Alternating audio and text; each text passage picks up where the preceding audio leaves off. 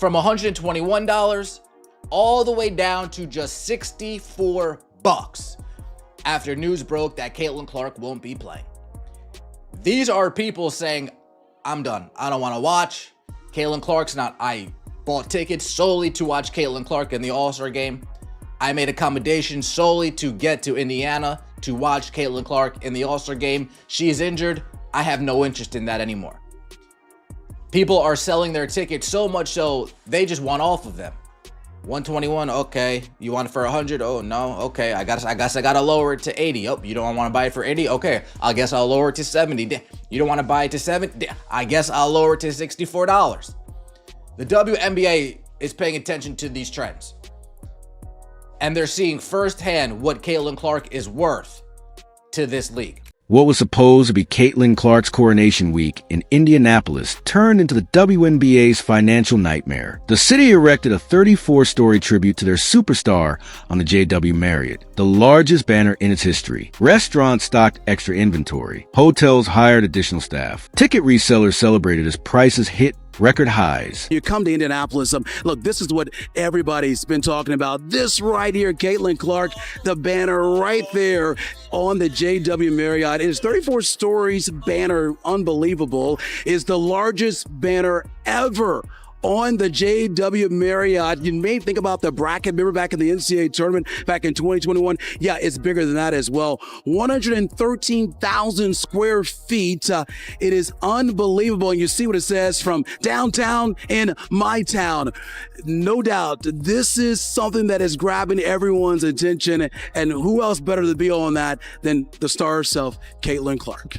Then came July 17th, and everything imploded. Today, we're exposing how league officials ignored warning signs, enabled dangerous play, and triggered a fan revolt that cost millions. Stick around. The commissioner's shocking response reveals everything wrong with the WNBA's leadership. Before we dive in, smash that like button. If you believe players deserve protection, it tells YouTube the story matters. How did we get to an all-star game in Indiana where Caitlin Clark is not healthy enough to play? Well, it all started last year in her rookie season, where she received 20% of all the flagrant fouls in the league. And most of them came from Angel Reese in the Chicago Sky. And these weren't basketball plays. They were not only fouling her, but they were getting up, laughing about it, laughing about Caitlin Clark getting assaulted. Any other work environment, people go to jail for what's going on. Indianapolis transformed into Clark City for All-Star Weekend. At the airport, travelers walked replica courts. Downtown shops overflowed with number 22 Fever merchandise. That colossal 113,000 square foot banner wasn't just advertising, it was economic optimism made visible. Gamebridge Fieldhouse sold out in hours, with average resale tickets hitting $262. Courtside seats?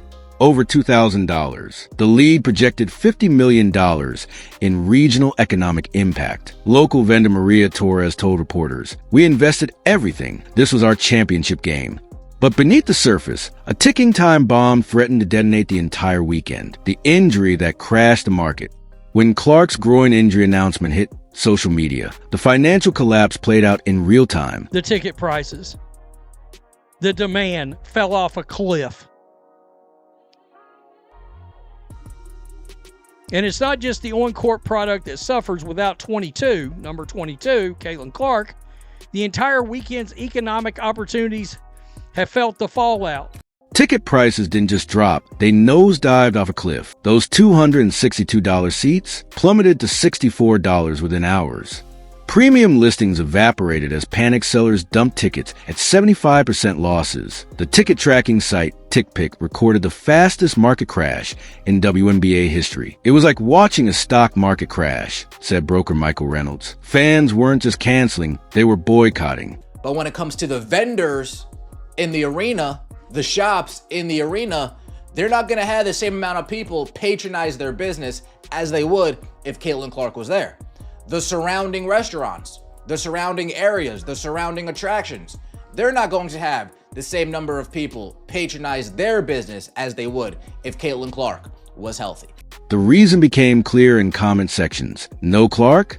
No cash. This wasn't disappointment. It was a calculated consumer revolt. Empty seats told the brutal truth during the All-Star Game, the first non-sellout at Gamebridge in 2 years. Vendors stood helpless behind overflowing merchandise racks. Bars that anticipated 3-hour waits sat half empty. Uber driver Luistchen reported, "I bought extra phone chargers for waiting passengers. Went home early instead." The pattern mirrors regular season data. When Clark missed Chicago and Washington games, prices dropped 71% and 47% respectively. But this catastrophe proved something more disturbing. The league's record growth was built on one player's shoulders. Remove Clark and the economic engine stalls. This year, for the second time ever, the WNBA All-Star Game was supposed to feature an actual star. Normally, this celebration of pretend basketball features players that no one's ever heard of. Really unfortunate that Caitlin Clark missed it. The crowd would have been exploding. The crowd would have been exploding. The arena would have been exploding. Oh man, a big miss as far as the WNBA is concerned. The refs who enabled disaster. Clark's injury wasn't bad luck. It was the inevitable result of systemic neglect. For months, Fever coach Christy Sides warned about the targeted physicality against her star. The Washington Post exposed the league's chronically lousy officiating, suggesting their motto should be no call. Video evidence shows defenders clotheslining Clark on drives, hip-checking her off screens, landing in her space on jumpers. And last year, I noticed how much it was just Caitlin Clark.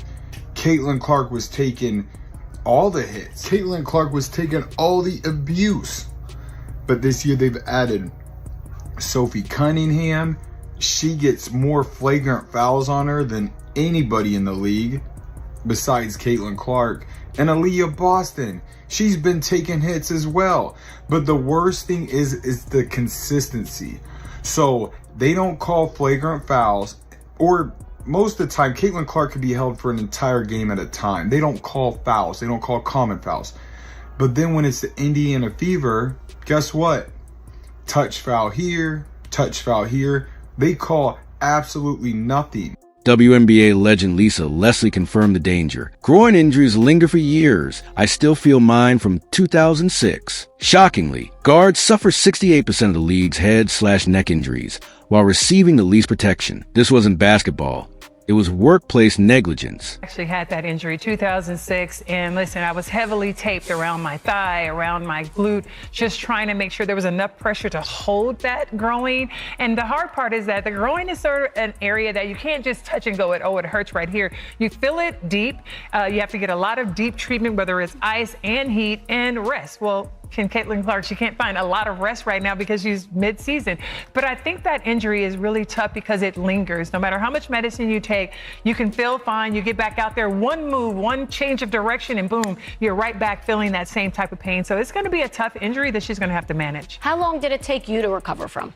To be honest, Tracy, I play tennis and I can still feel that injury linger because I don't know that it ever really goes away. You just learn to manage and play with it, which... The commissioner's tone-deaf response. As businesses counted losses, Commissioner Kathy Engelberg gave performance that enraged fans. When asked about officiating failures, she called meeting productive and deflected, all sports deal with this. Not a single acknowledgement of the economic carnage or specific solutions.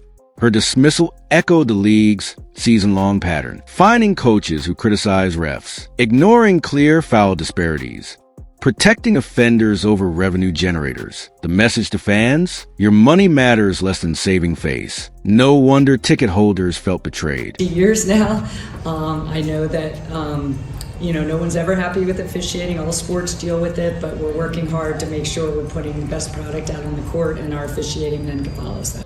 The hollow echo in basketball's cathedral, Gamebridge Fieldhouse, echoed with emptiness on July 19th, a cavernous monument to what should have been a historic celebration, where 17,274 screaming fans were projected to witness Caitlin Clark's hometown coronation.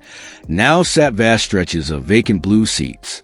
Ushers leaned against railings, outnumbering spectators in entire upper deck sections. The announced sellout crowd of 15,000 felt like cruel theater. Press road journalists counted over 4,200 no-shows by halftime. It was quieter than a preseason scrimmage, whispered concessions worker wiping down and used counters. We prepared for tsunami. Got a puddle. I mean, you're going to mess around and a large, massive group of fans are going to be like, enough is enough. We've never had to see anything like it in sports, but you don't see these other leagues going around talking crazy about their fan bases all the time like this league does. It's continuous. They're running their mouth about the people that are paying money to see them. You don't have other jobs where people walk up. You're in a public job that's in front of the world. The 4-point farce. League officials had touted the new 28-foot 4-point line as revolutionary. Instead, it birthed the basketball abomination.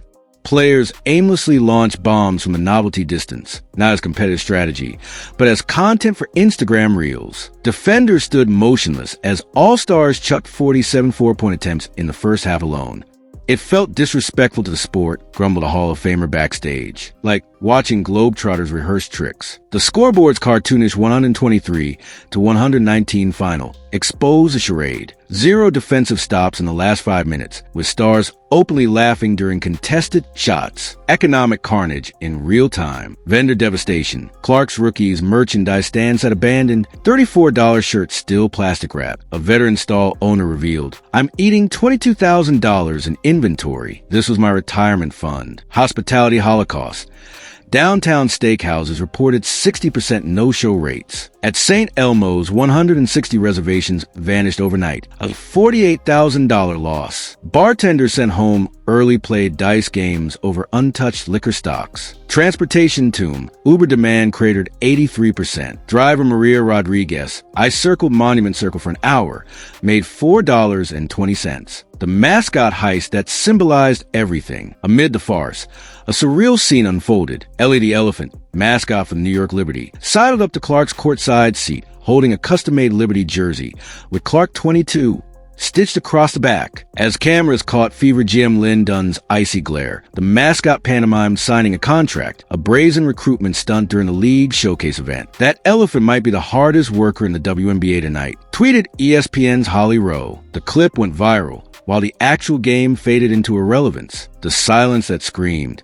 The arena's eerie quiet revealed uncomfortable truths. Artificial energy. Producers crank-can crowd noise to painful levels, a shrill soundtrack to emptiness. When a rare defensive play sparked genuine applause, the sound engineer froze, accidentally muting real fans. Star power void. Ace of Star Iowa Wilson shot just 9 times, later admitting, "Without rivals pushing you, it's hard to flip the switch." Broadcast desperation. Announcers fixate on Clark's empty chair for 23 minutes of airtime, more coverage than any active player. The boycott's brutal message. Organized under hashtag #NoClarkNoCash, fans weaponized absence. A group of 72 Iowa businessmen returned $38,000 in VIP packages. Teenage players from Clark's alma mater wore number 22 jerseys to a local movie theater. An Ohio father posted his family's reallocated trip video. WNBA tickets, $900. Indianapolis Zoo with sea lions, $78. Memories not watching a travesty, priceless. The unraveling of a league narrative. For months, the WNBA touted its rising tide lifts all boats mythology. The all-star collapse exposed its fragility. Jersey sales reality. While Clark's merch moved 37,000 units in May, the next 10 players combined sold 28,000. Viewership mirage. Pre-game show ratings dropped 62% once Clark's absence was confirmed. Sponsor panic. A Fortune 500 CEO reportedly texted the commissioner, "We bought a Caitlyn movement, not a WNBA ad buy." The funeral procession. Analyst Rebecca Lobo's viral tweet, "This isn't entertainment. It's a funeral for what could have been," became the weekend's epitaph. The symbolism was crushing. Half-mast banners. Clark's 34-story facade now loomed over empty streets like a ghost. Retired legends wept. Lisa Leslie turned off her TV after Q3. "I've never felt such secondhand embarrassment for our game." The final indignity. Players left the court to scattered, pitying applause. No MVP celebration, no confetti, just the whir of vacuum cleaners cleaning untouched seats. Why this was more than one bad game. The abomination revealed 3 fatal flaws. The Superman complex, building an entire economic model around one non-robust asset. The reality denial, league execs insisting the product is bigger than any player as tickets plummeted. The hubris, prioritizing gimmicks for point line over fundamentals, officiating reform. The poison legacy. Long after the lights dimmed, the disaster lived in haunting metrics. Social media graveyard. All-star mentions dropped 81% versus Clark's NCAA final. Future impact. 2025 season ticket renewals flatlined at 12% in Indianapolis. Cultural shift. Gen Z fans coined doing a game bridge, meaning to catastrophically overestimate demand. The ghost town epilogue. At midnight, janitorial staff moved through the silent arena. One worker paused beneath Clark's banner, sweeping popcorn from seats never sat in. His radio crackled with the security dispatcher's final report. Building clear. No disturbances, just quiet. Outside, the giant face on the JW Marriott watched over empty streets, a 34-story reminder of a coronation that became a cautionary tale. The revolution wasn't just televised. It was canceled live in front of 12,000 empty chairs. The $50 million implosion, how the WNBA's failure to protect Caitlin Clark sparked a fan revolution. Prologue, the ghost town coronation. The colossal 34-story banner of Caitlin Clark still looms over Indianapolis, casting shadows across empty streets where thousands should have thronged. Restaurants reserved for victory celebrations sat half empty. Vendors packed away unsold merchandise bearing number 22. In Gainbridge Fieldhouse, a building that hadn't seen an unsold seat all season, entire sections gaped vacant during the WNBA All-Star Game. This wasn't just disappointment. It was a sound of an economic engine stalling. Indianapolis spent months preparing for a historic celebration. Instead, it became the stage for a devastating lesson. When a league fails to protect its brightest star, fans will dismantle the spectacle themselves. Act 1. The collapse heard round the sports world. The real-time financial meltdown. The moment Caitlin Clark's groin injury announcement hit social media on July 17th, the financial foundations of All-Star Weekend began crumbling. Ticket Armageddon. Resale prices imploded within hours. The average ticket price plummeted from $262 to $64, a 75% free fall. The get-in price dropped 48% overnight, $121. $64, leaving speculators absorbing massive losses. Vendor carnage. A souvenir stand operator reported staring at $22,000 in unsold Clark merchandise, their retirement fund evaporating. At St. Elmo's Steakhouse, 160 reservations vanished, representing a $48,000 loss for a single establishment. Transportation tomb. Uber demand cratered 83%. Drivers circled Monument Circle for hours, earning less than $5 per hour. I bought extra phone chargers for waiting passengers, one said. Went home early instead. The ripple effect beyond the arena. The disaster radiated far beyond basketball. Hotel exodus. Downtown properties face 60% cancellation rates. Rooms booked months in advance for $399 per night were relisted at $99 with no takers. Economic dominoes. Youth teams from Iowa canceled All-Star Experience packages. Bars hired extra staff for watch parties that never materialized. A mobile billboard with Clark's face for Eli Lilly rolled through silent streets. Brand exposure. Gatorade's massive Clark banner over Harry and Izzy Steakhouse became a grim joke. 11,000 square feet of advertising facing empty plazas. Act 2. Anatomy of a preventable disaster. The systematic targeting of a superstar. Clark's groin injury wasn't bad luck. It was the inevitable result of a league ignoring dangerous patterns. The unprotected asset. Despite taking 20% of all flagrant fouls last season, officials consistently ignored excessive contact. They think physical dominance is how to stop her, said her college coach Lisa Bludder, demanding freedom of movement reforms. Culture of impunity. Opponents laughed after hard fouls. When Connecticut's Marina Mabry violently shoved Clark to the court, referees bizarrely gave Clark a technical foul, a decision the league later admitted was wrong. Historical negligence. Lisa Leslie Warren groin injuries can linger for years based on her 2006 experience. I played tennis, and I can still feel it. Yet the WNBA took no preventive measures. The financial warning signs ignored. The league dismissed clear economic red flags. Regular season previews. When Clark missed a June game against Chicago, ticket prices dropped 71%. A Washington game saw a 47% plunge. TV ratings nosedived 55% during her mid-June absence. Star-dependent economy. Clark's merchandise outsold the next 10 players combined, 37K versus 28K units. Sponsors privately admitted they bought a Caitlyn movement, not a WNBA ad buy. Officiating as economic sabotage. The Washington Post exposed chronically lousy second-rate officiating, suggesting the league's motto should be no call. This turned games into ugly physical contests that alienated casual viewers. Act 3, the boycott that rewrote the rules. Organized consumer warfare. Fans didn't just stay home. They launched a coordinated economic rebellion. Hashtag Protect the Stars. The hashtag trended globally as supporters documented canceled hotel reservations, returned jerseys, and deleted League Pass subscriptions. Strategic withdrawals. An Ohio family's viral video showed their reallocated trip. WNBA tickets, $900. Indianapolis Zoo with sea lions, $78. Memories not watching a travesty, priceless. Institutional rebukes. 72 Iowa businessmen returned $38,000 in VIP packages. Teen players from Clark's alma mater wore fever jerseys to a movie theater instead. The blueprint from history. This intervention echoed legendary player protection measures. Comparative star shielding policies. League star player protection policy result. NBA 1990 Michael Jordan rules foul emphasis 6 championships. Global icon. NHL 1980s Wayne Gretzky protocols, no checking. For Stanley Cups, saved Edmonton franchise. NFL 2000s, Tom Brady roughing the passer penalty 7 Super Bowls, record TV deals. WNBA 2025, Caitlyn Clark whistle swallowed, assailants laugh boycott, $50 million plus economic loss.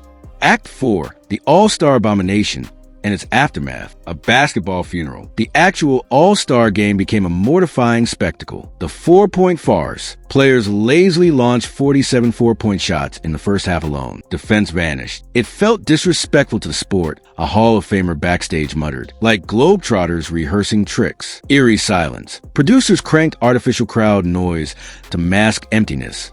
When genuine applause erupted accidentally, the sound engineer froze and muted it. Symbolic recruitment. The New York Liberty's mascot approaching Clark's seat with a custom Clark 22 jersey wasn't just opportunistic. It highlighted how rivals valued her more than her own league.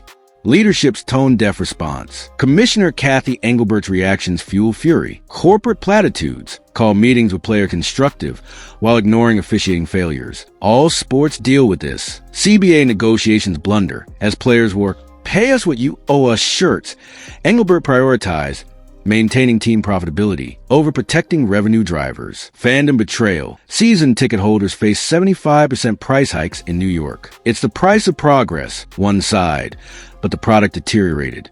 Act V, the crossroads, reform or collapse. The $50 million lesson. Indianapolis losses expose the WNBA's fragile ecosystem. The Clark effect. Remove one player and the league's record growth vanishes. Valuations built on $2.2 billion media deals now look dangerously inflated. Generational consequences. Gen Z coin doing a gain bridge, catastrophically overestimating demand. 2025 fever season ticket renewals flatline at 12%. Existential math. If Clark's groin injury lingers into 2026, per Leslie's warning, the league could face permanent audience erosion. The survival blueprint. Officiating overhaul. The Clark rules. Zero tolerance for contact. Automatic flagrants for off-ball grabs, hip checks, or landing space violations. Dedicated star protector ref. One official solely monitors physicality against top 5 MVP candidates. Fines with teeth. 25% salary fines for non-basketball physicality. No more smirking offenders. 2. Structural reform. Load management mandate. Cap Clark's minutes at 28/game with 8 back-to-back rest days annually. Economic diversification. Redirect 20% of Clark-related revenue to market other stars. Boston, Reese Stewart. CBA emergency clause. Fast-track player safety negotiations with 10% revenue share for officiating tech, e.g. AI foul detection. 3. Fan reconciliation. Transparency pledge, public injury reports, and officiating scorecards. Loyalty repair. Price freeze for pre-2025 season ticket holders. $50 merch credits for boycott participants. Protect Our Stars campaign. Co-create with fans who led the boycott. Turn critics into stakeholders. Epilogue. The Shadow on the Marriott. As midnight fell on Indianapolis, a janitor swept popcorn beneath Clark's vacant arena seat. His radio crackled. Building clear. No disturbances. Just quiet. Outside, the 113,500 square foot banner watched over deserted streets, a monument not to glory, but a catastrophic mismanagement. The Coronation Week meant to cement the WNBA's arrival instead, expose its fatal flaw. A league cannot monetize generational stardom while refusing to protect it. The boycott proved fans aren't passive consumers. They're stakeholders with power. They didn't just reject a Clark-less all-star game. They issued a market verdict. Protect your crown jewels or lose your kingdom.